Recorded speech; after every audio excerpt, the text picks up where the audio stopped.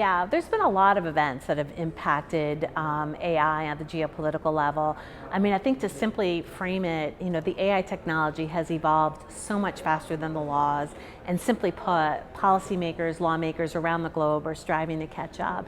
So what we've seen is that some individual countries, for example, the European Union, China, have adopted country-specific laws, but then we're also seeing a lot of activity at the geopolitical international level trying to harmonize laws or come up with harmonized standards. So some of the big developments, I think you look at the G7 with the Hiroshima AI process, and they've adopted principles for generative AI, they've adopted a code of conduct, and they're working closely with the OECD that also has had a real leadership role around AI to try to implement the code of conduct.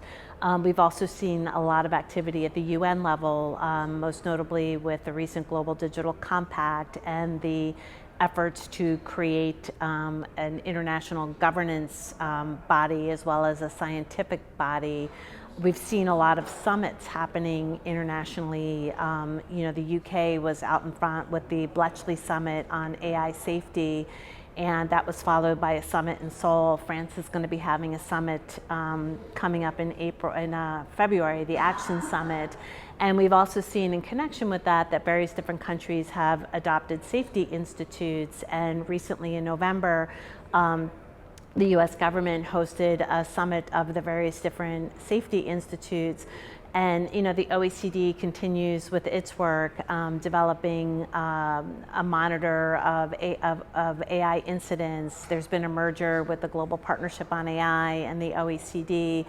And I think a lot of these efforts are important because, at the end of the day, I think what many policymakers want is to come up with structures where we can safely unlock responsible innovation. My personal view is innovation is good, but we need to do this in a safe way. And if we can have harmonized standards and protocols internationally, that's going to help. I think it's inevitable. Laws and policies will differ from country to country. For example, the EU has the AI Act, but if we can have some international harmonization, it will make it easy to both share safety protocols and also make it easier for businesses to capitalize on the opportunities and benefit their communities.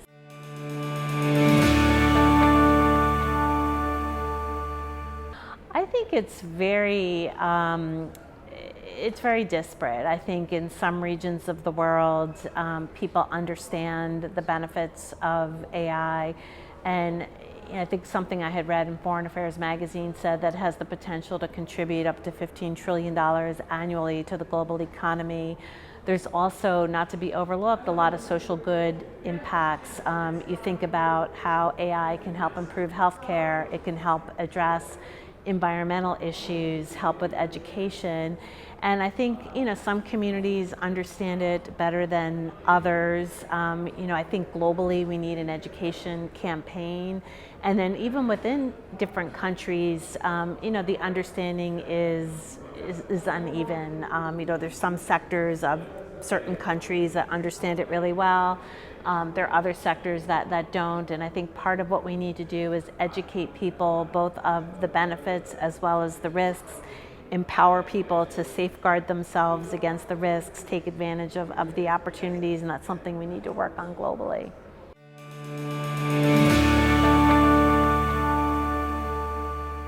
So for the past few years through the Global Partnership on AI, I've been one of the 3 global co-leads for what we call RAISE, the Responsible AI Strategy for the Environment Committee.